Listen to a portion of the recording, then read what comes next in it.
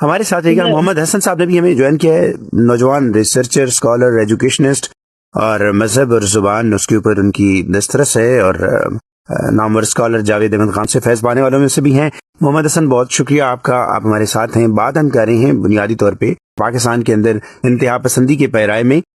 آپ سے پوچھنا چاہیں گے کہ ماڈرن جو نظام ہے دنیا کے اندر، اس میں اب تھیوکریسی کی کتنی اہمیت رہ گئی ہے، اور جو مذہبی گروپس ہیں ان کو ریاست کے آگے ہر اعتبار سے کیوں کر سرنڈر کرنا چاہیے، یا ریاست کا کنٹرول کیوں کر ان کے اوپر زیادہ ہونا چاہیے ہے، جیسے اب ہم یہاں پہ بھی دیکھتے ہیں۔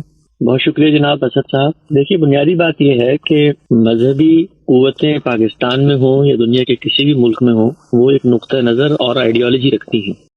اس نقطہ نظر اور آئیڈیالوجی میں ان کی برتری یا حکومت در حقیقت انہی کے رہین منت ہو کر حاصل کی جا سکتی ہے، یا میں اس کو اگر دوسرے الفاظ میں کہوں تو حق حکومت در حقیقت صرف مذہبی لوگوں کا ہے۔ وہ یہ نقطہ نظر رکھتے ہیں، اس نقطہ نظر کے پیچھے ان کی کچھ بنائے استدلال ہے، کچھ فکری بنیادیں ہیں جن کو وہ مذہب کے سورسز سے اخذ کرتے ہیں۔ مثلا وہ قرآن مجید کی بعض آیات سے استدلال کرتے ہیں، بعض احادیث سے استدلال کرتے ہیں۔ پھر اس کے بعد ایک پوری تہذیب ہے، تقریباً کوئی 1000 سال تک مسلمانوں کی یہی قومی برتری قائم رہی، اس میں مذہبی علماء کو ریاست نے باقاعدہ اقتدار میں شریک کر لیا۔ اب یہ ایک نفسیات ہے جس کے اندر دنیا بھر کے مذہبی گروہ جیتے ہیں، اور اسی کی بازیافت میں وہ مختلف تحریکیں، مختلف جدوجہد اور مختلف موومنٹس جو ہیں وہ شروع کرتے ہیں۔ ریاست ان کے ساتھ کیسے معاملہ کرے، اس کے لیے سب سے پہلے ضروری ہے کہ ریاست کا کوئی بیانیہ ہو، ریاست اس نقطہ نظر کو کاؤنٹر کرنے کی اہلیت رکھتی ہو۔ ریاست کس چیز کا نام ہے؟ ریاست انہی افراد کا نام ہے جو معاشرے میں بستے ہیں۔ اگر وہ افراد ان مذہبی آدرش کو کاؤنٹر کرنے کی اہلیت نہیں رکھتے تو آپ مجھے بتائیے کہ اگر آپ کسی بھی مذہبی رہنما کے ساتھ کسی بھی مذاکرات کی میز پہ بیٹھتے ہیں اور وہ اپنی برتری کو دینی آدرش اور نصب العین کی بنیاد پہ ثابت کرتے ہیں تو ریاست کیا کر سکتی ہے؟ اسی لیے اس وقت بھی ہم نے یہ کہا تھا، جس وقت طالبان سے مذاکرات ہو رہے تھے، کہ مذاکرات کی کوئی بنیاد ہوتی ہے۔ ایک طرف ایک فریق ایک مذہبی نقطہ نظر لے کے کھڑا ہوا ہے، دوسری طرف آپ اس سے یہ منوانا چاہتے ہیں کہ وہ ریاست کی جو رٹ ہے اس کے آگے سرنڈر کرے، تو مذہبی علماء نفسیات میں اس کو قبول کرنے کے لیے تیار نہیں ہے۔ اور ان کی ایک دلیل بھی ہے، کہ ان کا ایک دلیل بھی ہے کہ ملک جو ہے وہ بنیادی طور پہ مذہب اسلام، اس کے شرعی قوانین اس کے تابع ہے، اس کی ساری لیجسلیشن، اس کی ساری قانون سازی، اور بعض کے بقول ملک بنا ہی مذہب کے نام پہ ہے۔ تو کیا اس بنیاد پہ ان کے نقطہ نظر کو درست تسلیم کیا جائے اور ہمیشہ اس کو اسپیس دی جائے، گنجائش دی جائے؟ بالکل بالکل ایسا نہیں ہے، اس لیے کہ ملک کس بنیاد پہ بنا تھا اس کا فیصلہ آج کے مذہبی گروہوں نے نہیں کرنا، نہ ان کی تشریحات نے کرنا ہے۔ ملک دنیا کی معلوم تاریخ کے اندر وجود میں آیا ہے۔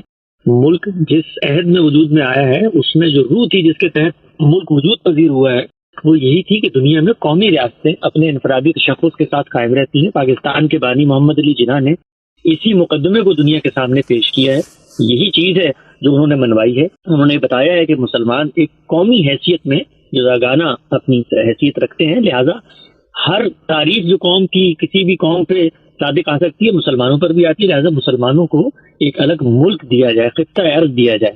یہ بات قومی سطح پر انہوں نے کی ہے، اور نیشن اسٹیٹ کے اصول پر ان کو پاکستان کو، جس کو آپ کہتے ہیں، بنانے کی اجازت ملی ہے۔ لیکن جو لوگ پاکستان میں رہتے تھے کیا وہ سب مسلمان تھے؟ کیا وہ سب لوگ اس بات پر آمادہ ہوئے تھے ریاست کی تشکیل کے وقت کہ ہم ایک مذہبی ریاست بنانے جا رہے ہیں؟ یعنی اگر صرف جبر اور اکثریت کی بنیاد پر مذہب کی برتری اور تسلط قائم کرنا تھا تو یہی کام تو ہندوستان میں ہمارا مقدمہ تھا ہندوؤں کے خلاف، کہ وہ اصل میں اپنی برتری قائم کرنا چاہتے ہیں جس سے ہم آزادی چاہتے ہیں۔ تو پاکستان قومی ریاست کی بنیاد پہ بنا، جو لوگ یہاں موجود تھے ہم نے ان لوگوں کے ساتھ یہ وعدہ کیا، یہ ہمارا سوشل کانٹریکٹ تھا یہاں کے ہندوؤں کے ساتھ، یہاں کے نان مسلمز کے ساتھ، کہ وہ یہاں برابر کے شہری رہیں گے۔ لہٰذا جس وقت یہ بیانیہ اپنایا گیا کہ اس کو مسلمان کرنا ہے تو گویا یہ ان کے ساتھ بھی عہد کی خلاف ورزی ہے، اور یہ خلاف ورزی اس وقت قرارداد مقاصد منظور ہوئی، اسی وقت اس کے جو عزائم تھے وہ سامنے آ گئے، اور اس وقت ایک بڑی تعداد میں، بلکہ جو ہمارے اس وقت لاء کے منسٹر تھے منڈل صاحب، ان تک نے اس کو استعفیٰ دیا اور باقی لوگ وہاں سے ہجرت کر گئے۔ تو یہ بیانیہ کے مذہب کے نام پر یہ ملک بنا تھا، یہ تو تاریخ کے بھی خلاف ہے، اور تاریخی مقدمات کو مذہبی علماء کی تشریح کی ضرورت نہیں ہے، اس کو تاریخ بیان کرتی۔ جی محمد حسن صاحب، کنکلوڈنگ مارکس آپ کے، ایک تو جسے آپ نے خود کہا کہ نیا بیانیہ لکھنے کی ضرورت ہے، مسجد، ممبر، محراب، اس کے اوپر ریاست کو مکمل دسترس اور کنٹرول دینے کی ضرورت ہے، لیکن اس کا بھی احاطہ کیجیے کہ باقی مسلم دنیا کے اندر بھی یہ اسلامی طریقے ان کو پذیرائی ملتی ہے، کیا جمہوریت جیسی چیز اس کے ساتھ کمپیٹیبل نہیں ہے، یا اسلام ایک نظام کے طور پہ متبادل ہے، اس کو کیوں نہ سمجھا جائے ان کے سامنے؟ کیا ایسا کوئی امپریشن لیا جا سکتا ہے؟ دیکھیے، آپ کا جو اصل سوال تھا اس پر میں دو باتیں عرض کرنا چاہوں گا انتہائی اختصار کے ساتھ۔ پاکستان کی تعمیر میں دو خرابیاں مضمر ہیں۔ جب تک اس پر کھل کر آزادی کے ساتھ گریٹ ڈیبیٹ اور مکالمہ نہیں ہوگا، عالمی برادری کے ساتھ ہمارے معاملات ہوں، یا پاکستان کے اندر مذہبی انتہا پسندی یا یہ سیاسی مذہبی جماعتوں کی جو حاکمیت ہے، اس کا خاتمہ نہیں ہو سکتا۔ پہلی چیز، پاکستان وجود میں کیوں آیا تھا؟ کیا وہ ایک نیشن اسٹیٹ کے اصول پہ آیا تھا؟ اگر یہ بات مانی جائے گی تو پھر پاکستان میں سب برابر کے شہری ہیں، ریاست کی کوئی مذہبی شناخت نہیں ہے، ریاست کے دستور کو اسلام یا کلمہ پڑھانے کی کوئی ضرورت نہیں ہے، وہاں کے نان مسلم اور وہاں پر جو مائنورٹیز ہیں وہ ہماری باج گزار بن کے نہیں رہیں گی بلکہ برابر کی شہری بن کے رہیں گی۔ اگر ہمارا یہ بیانیہ بنے گا تو ہم دنیا کے باقی ممالک کے ساتھ اس سطح پر کھڑے ہوں گے جس کا وہ ہم سے مطالبہ کرتے ہیں، پہلی بات۔ اور دوسری بات یہ ہے کہ جو ہمارے ملک کے اندر اس وقت مذہبی علماء کا نیریٹو ہے، نظریہ ہے، اس نظریے کے برمقابل اگر ہمارا کوئی نقطہ نظر نہیں ہے تو ہم ان سے کس اصول پہ بات کر سکتے ہیں؟ اور پاکستان کے اندر یہ سب جانتے ہیں، اور اب ہم سب لوگوں کو بیک زبان یہ بات کہنی چاہیے کہ اقتدار کی کنجیاں در حقیقت اسٹیبلشمنٹ کے ہاتھ میں ہوتی ہیں۔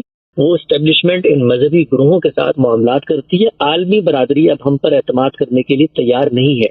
ہم بیانیے بناتے بھی ہیں، ضرب عضب بھی ہوتا ہے، لیکن وہ سب وقتی نوعیت کے ہوتے ہیں۔ ہمارے مفادات ہیں کے اندر پراکسی کے تحت ہم افغانستان، ہندوستان میں طاقت کرتے ہیں، مذہبی گروہوں کے ساتھ ہم تعلقات خراب نہیں کرنا چاہتے جب تک پاکستان کی اسٹیبلشمنٹ یہ فیصلہ نہیں کرتی۔ لیکن یہ جو دو حوالے بھی، اس میں انٹرنیشنل اسٹیبلشمنٹ بھی تھی نا، اس میں انٹرنیشنل اسٹیبلشمنٹ اور پاکستانی کمیونٹی ممبر کے طور پہ کہہ رہا تھا۔ اس کا مطلب یہ ہے کہ ہم مذہب کو انٹرنیشنل اسٹیبلشمنٹ اور اپنے مفادات کے لیے استعمال کرتے رہے ہیں۔ اگر ہم نے اس بیانیے کو بدلنا ہے تو پہلے اس کا اقرار کریں، اپنی غلطیوں کو سدھاریں، مذہبی لوگوں کو یہ پیغام دیں کہ ہم نے آپ کو ان مقاصد کے لیے استعمال کیا تھا، تاکہ وہ لوگ جو مذہبی نظریے کے تحت استعمال ہوئے تھے آج آپ ان کو مذاکرات کی میز پر لا کے دوبارہ قائل کرنا چاہتے ہیں۔ بہت شکریہ۔ تضادات ہے جن میں ہم جیتے ہیں، جب تک یہ تضادات درست نہیں ہوں گے عالمی برادری کا پاکستان پر اعتماد قائم نہیں ہوگا۔ بہت شکریہ محمد حسن، نوجوان اسکالر ریسرچر، آپ ہمارے ساتھ کا بہت شکریہ۔ پروگرام ختم کرتے ہیں، اسد حسن اور پروڈیوسر انجم ہیرل گل کو اجازت دیجیے۔